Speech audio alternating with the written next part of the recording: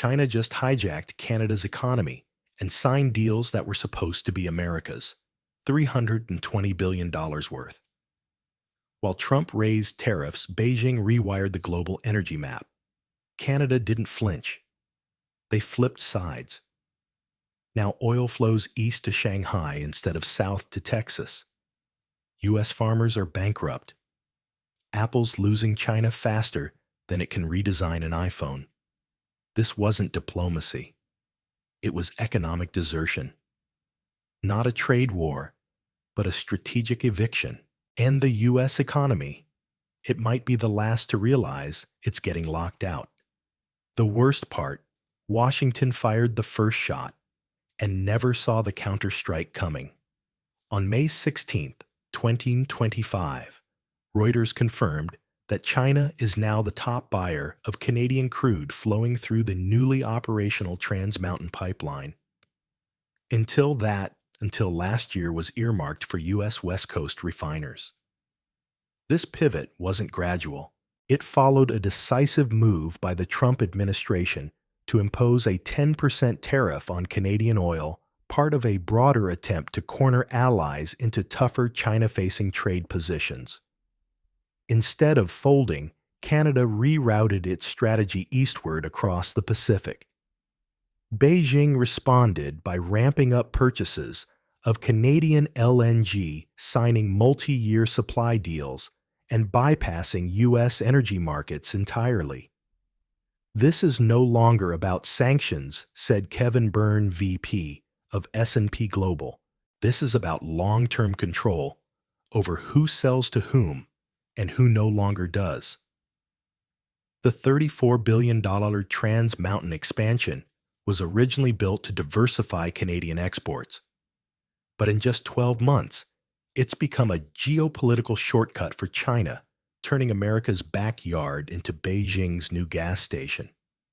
And what happens when Washington's trade weapons redirect its own allies into the arms of its biggest rival? That question has only just begun to unfold. According to Bloomberg, energy intelligence Chinese crude imports from Canada surged 870% in the first 4 months of 2025, coinciding with a sharp drop in Chinese imports of U.S. oil, now down 68% year over year. That gap wasn't random. It was filled with Canadian barrels rerouted through Trans Mountain's 890,000 barrel per day capacity. The pipeline's activation coincided with China's broader strategy to reduce dependence on Russian and Venezuelan oil, both constrained by sanctions, and the payoff massive. S&P estimates the combined LNG and crude trade between China and Canada could exceed $320 billion by 2030, anchored by projects like British Columbia's LNG terminal set to export 14 million tons annually starting in late 2025.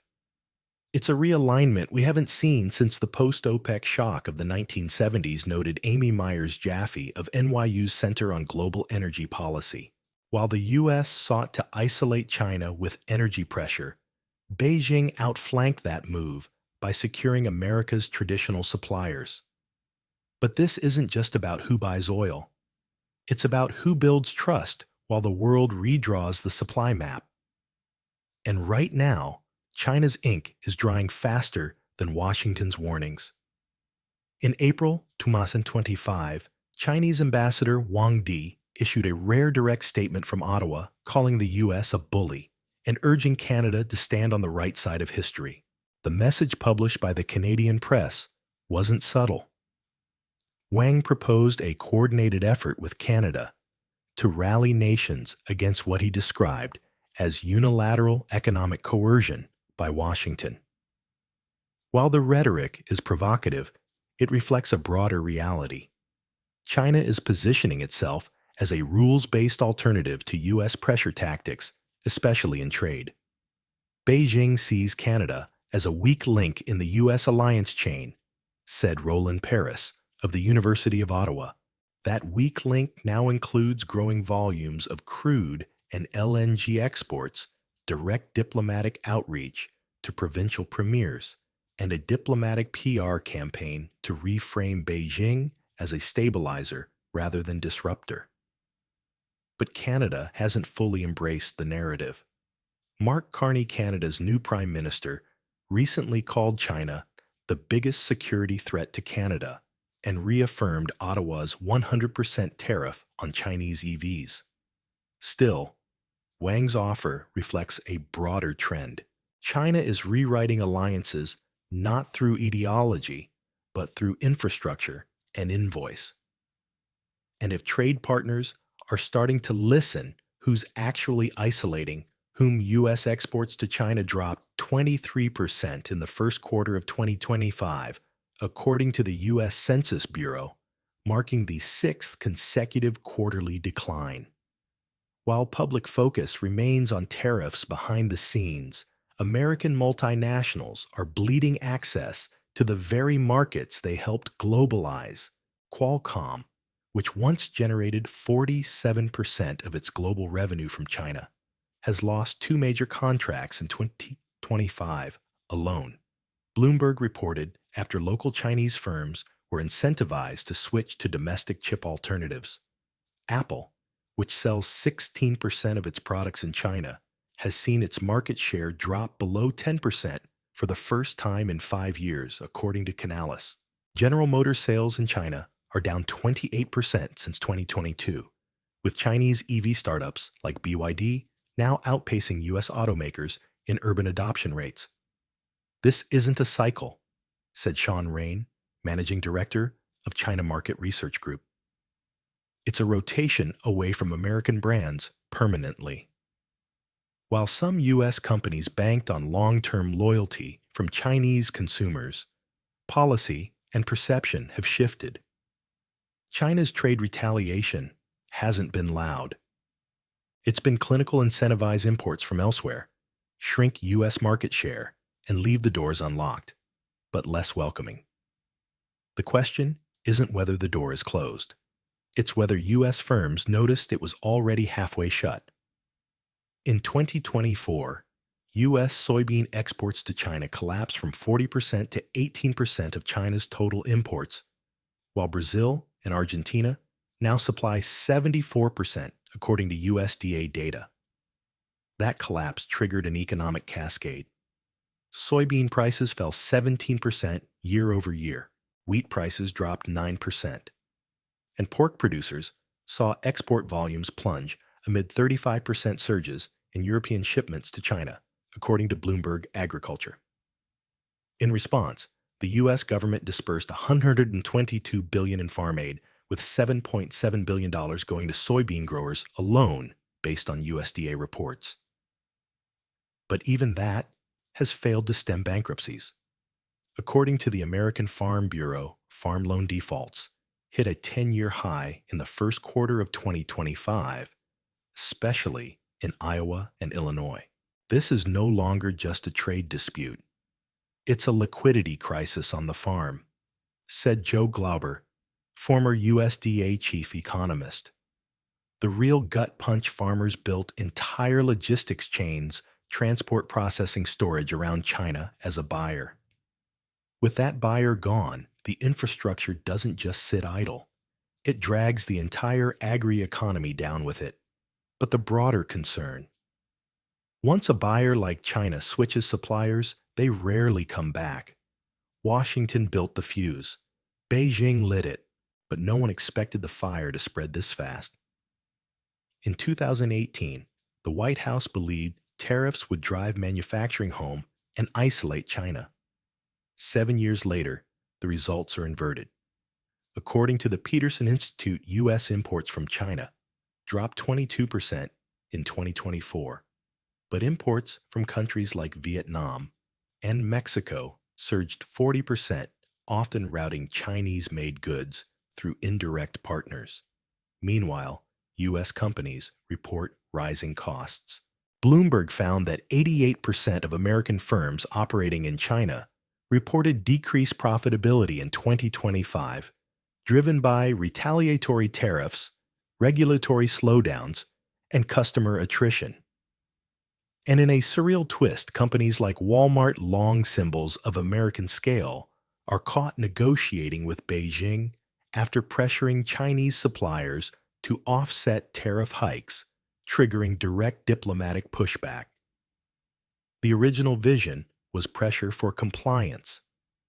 What's unfolded instead is a fragmented supply network, rising inflation risks, and a power vacuum that's being filled just not by Washington. The story was supposed to be about leverage.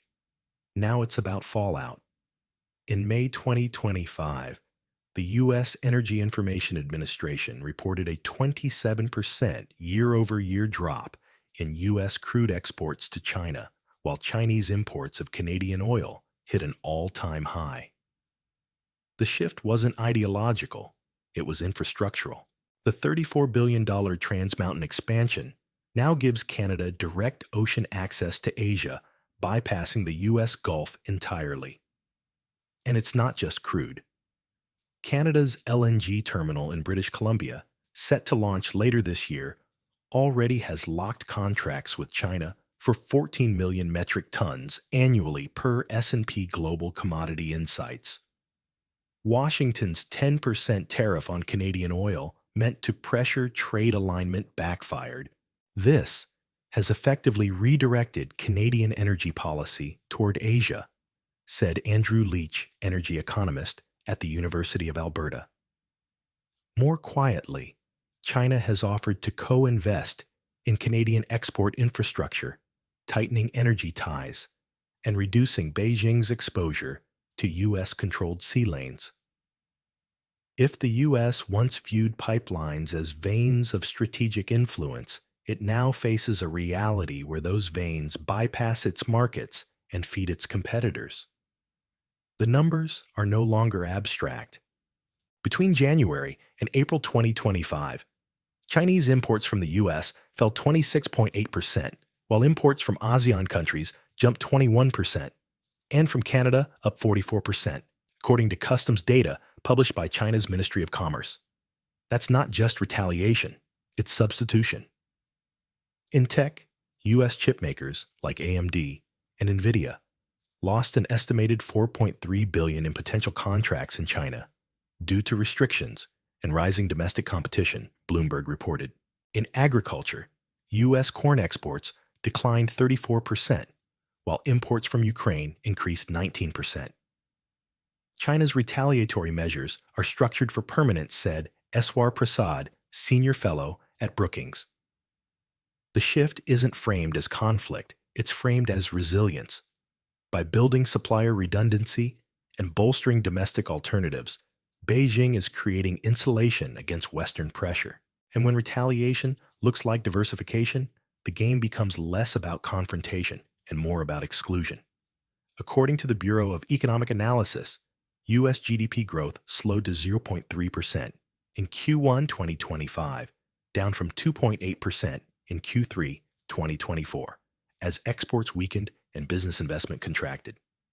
Trade contributed a 0.7 percentage points to GDP in Q1, a sharp reversal from positive trade balances in 2022 and 2023. Simultaneously, core inflation climbed to 3.5%, squeezing the Federal Reserve between raising rates and risking recession. But the more strategic signal isn't domestic, it's relational. Canada's $320 billion energy tilt toward China isn't just a trade reroute, it's a political message. Europe's quiet drift toward Beijing in sectors like EVs and critical minerals points to a broader dislocation. The U.S. hasn't lost its position because of its economy, said Matthew Goodman of the Center for Strategic and International Studies. It's losing it because of how it's managing its partners. Trade wars may be designed to isolate rivals, but when they begin to isolate allies, the question becomes less about recovery and more about recalibration. Canada's $320 billion wasn't just energy lost, it was trust transferred. But if you think this ends with pipelines and pork, you're not seeing the bigger play. Because while Washington tries to stop China's oil imports, it's missing the other flow capital alliances and influence shifting east. The next trade move won't be about products, it'll be about currency contracts and control over the platforms that run them. And if you thought losing Canada was shocking, just wait until you see which country Beijing's targeting next. We're glad you're enjoying this video. Please like and subscribe. Check out another video that is now on your screen.